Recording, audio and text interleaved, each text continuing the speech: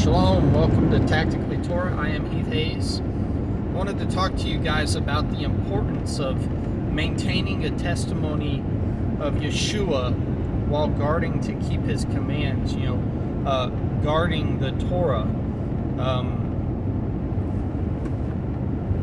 What is the significance of Yeshua and even the Spirit? Why was it important that Yeshua go and be with the Most High so that the Spirit could come? And I believe a lot of us have a good general grasp on this concept, but I don't think everybody knows the specifics as well as they should,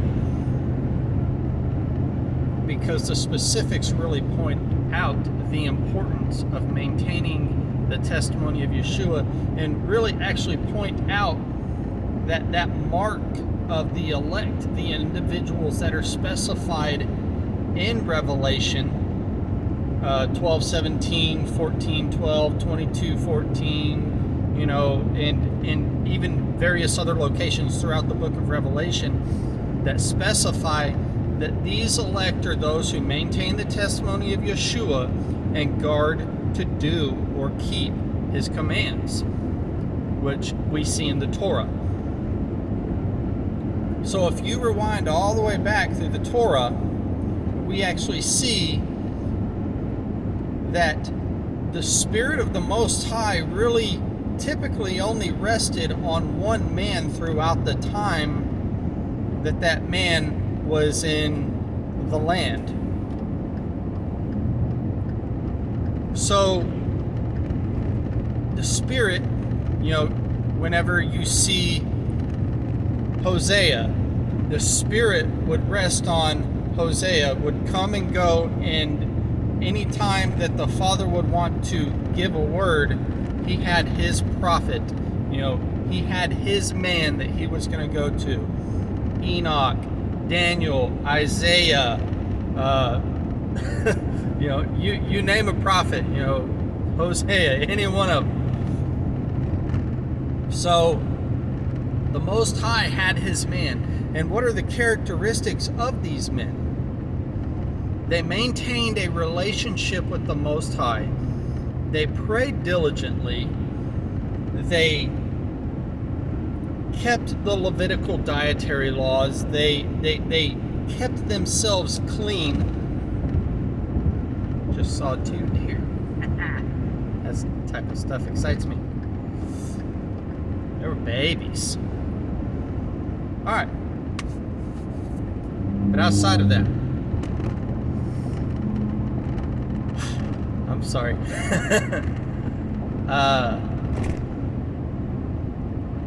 These men, these prophets, were righteous by the standard of Yah, the standard of the Most High. They maintained a relationship and they guarded the commands of the Most High, even to the extent that they challenged the powers that be in the land, and even some of them gave up their lives unto death.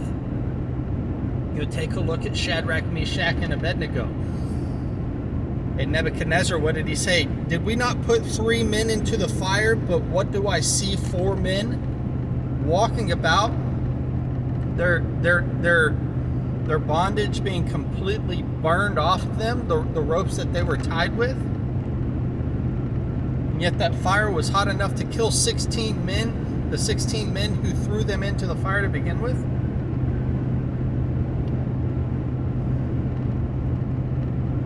They loved their lives they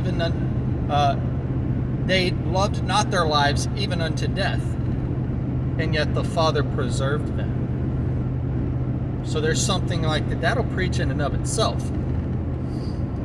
But the importance is the Spirit of the Most High would come and rest on one man whenever the Father wanted to get his point across. Anytime he had something that he wanted to say, the Spirit would come and go from one man. So then you fast forward, and we see the importance of Yeshua, in that by his stripes we are healed, and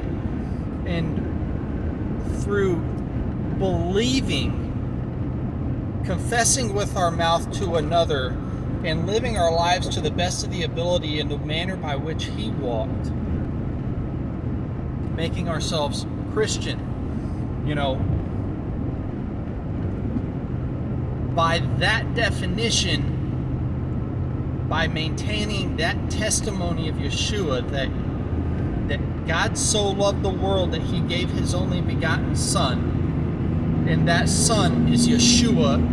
Therefore, Yeshua is the Messiah by which we obtain salvation. See, what the Father did was he had an entire plan to where he could essentially make it to where he didn't have to go back and forth from one righteous man, but he allowed it to where the Most High could be in fellowship with many righteous men. As many righteous men as chose to be righteous. See, righteousness is a choice. Either you guard his commands and you do them and you perpetuate that lifestyle, which it is a lifestyle, to guard his commands, or you don't. There is really no gray area in this matter. It's either you read the book or you didn't. You turned left or you turned right. So righteousness is established by guarding to keep his commands.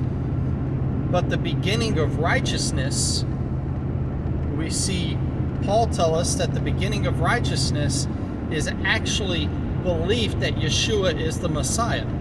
So we can begin our righteousness. See, and that is actually where I personally believe that all the prophets had a foreknowledge that the Most High chose to show them the Messiah, and they believed on it, and then the Most High was like, okay, I can do something with you. And here comes the Spirit of the Most High resting on these men, speaking with tongues of fire that would just wreck a crowd,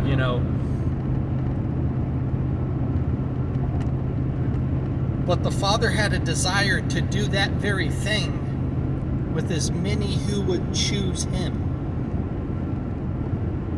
So here's the Messiah. Yeshua, he comes. He dies a gruesome death on the cross. He's beaten. He's scourged. His beard is torn out, even to the point that no man could even possibly recognize him. His face was so marred that it was completely unrecognizable, even to the point that the men who were closest to him and his disciples, when he manifests himself to those men, they had no clue who he was until he said a key phrase or made some type of reference to cause them to believe that the Messiah had risen from the dead. And he dwelled with them for 40 days? I believe it was 40 days. And then we see what we see in Pentecost, where the men, 150 men, they go up into the upper room and they're praying, they're meeting, they have a prayer meeting, and they're just speaking and prophesying over one another, is the way I think I would see it. And they're just crying out for the Spirit to come, and then boom, here comes the Spirit and just wrecks them all. And they start speaking in foreign tongues. It's wild.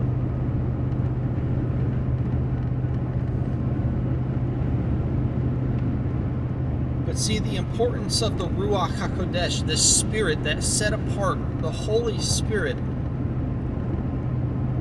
is to establish, it's the very means by which the Most High does all of his work. But it requires a righteous man. So the most righteous gave his life and made a way to where even the slightest transgression would not hold us back, as long as we maintain the testimony of Yeshua that would allow us to maintain that relationship with the Most High. See, because the Most High cannot be in the presence of evil. He cannot be in darkness. There is not darkness within him. There is darkness, and then there he is, and there is nothing but light. And no darkness can withstand him.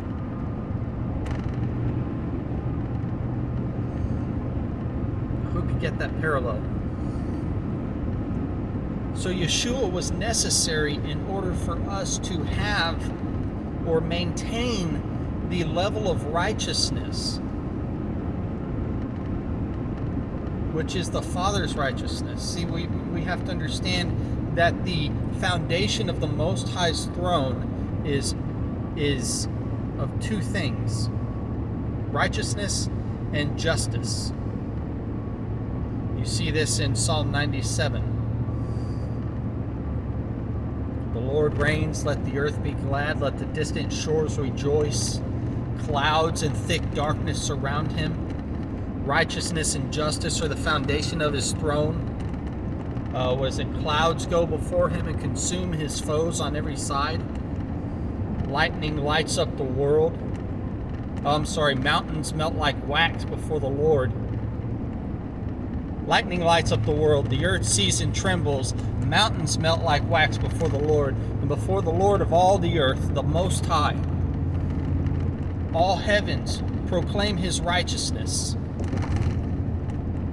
and all peoples will see his glory.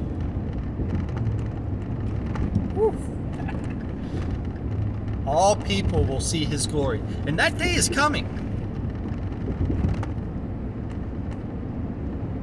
But in order to be in the presence of the Most High, you have to establish within yourself his definition of righteousness. It's that important. And it is not obtainable unless you have the testimony of Yeshua and you are living your life like he says in Matthew. I want to say it's Matthew 7, where he says, I tell you the day is coming and now is, where true worshipers will worship the Father in spirit and in truth, for the Most High is spirit, and therefore those who are truly worshiping will worship in spirit and in truth. So what does that mean? You are worshiping in spirit. You are operating, every bit of your being is operating in the fruit of the Spirit. Read that in the book of Galatians. And then when you are operating in truth, you are worshiping in truth, your life exudes worship, because all you desire is to please the Most High out of love through obedience to his very commands that he gave in the beginning. See, because the Most High said, I change not. See how all of this comes together. Yeshua is incredibly important, and we must not forsake him as the Messiah, because he is the only one by whom the Torah was even given. He is the only one by whom the Torah was completed. And he is the only one by whom we are able to obtain righteousness before the Most High. The Torah does not yield anything but blessing and cursing. It is a blessing for you to keep and maintain that Torah. But you obtain righteousness through the beginning of righteousness, through your testimony of Yeshua, and then your completion, where the Most High says, now I know you love me, and I attribute my righteousness to you through your obedience. I hope you get the principle. If you have any questions, go ahead and hit me up in the comments. If you have a request for a video topic, anything like that, by all means, put it in the comments. I'd love to get dialogue going with people. Also, if you get the chance, check out Sanctified Supply Co. They are incredible. This is their hat. Stay humble and kind. This is a leather patch. Snapback, trucker cap style. They're awesome. I'll put their link in the description below. Again, Sanctified Supply Co. Jerry and Lucia. They're very close and personal friends of mine. I love them very much. My wife and I do. So go ahead, support them. Greatly appreciate it. 10% of their sales go to support a ministry called Grindstone Ministries. Right now they're working on a project called Kaleb House. And Kaleb House is essentially going to be a facility that essentially reaches out and takes in those who are victims. And I believe Kaleb House is actually going to be focusing on the younger youth, those who are victims of sexual crimes and trafficking, both boy and girl, both male and female. So yeah, they want to, you know what? I will put a link in the description below for Grindstone Ministries and Sanctified Supply Co. Grindstone, they have multiple ways that you can give to them. Jerry and Lucia actually have a shirt and a hoodie where proceeds from that specific shirt and hoodie, they're called the Iron Sharpens Iron. You saw me wear it in a couple of videos ago, where that specific hoodie, and they have a shirt, I believe, as well, that goes to support Grindstone and what they're doing. They're about halfway done to reaching their goals as far as acquiring the land to build the facility. So, greatly appreciate you guys. Love you guys. By all means, please reach out to them. If you wear clothes, you need to be wearing Sanctified Supply Co. gear. Bless you. Love you. Get out of here.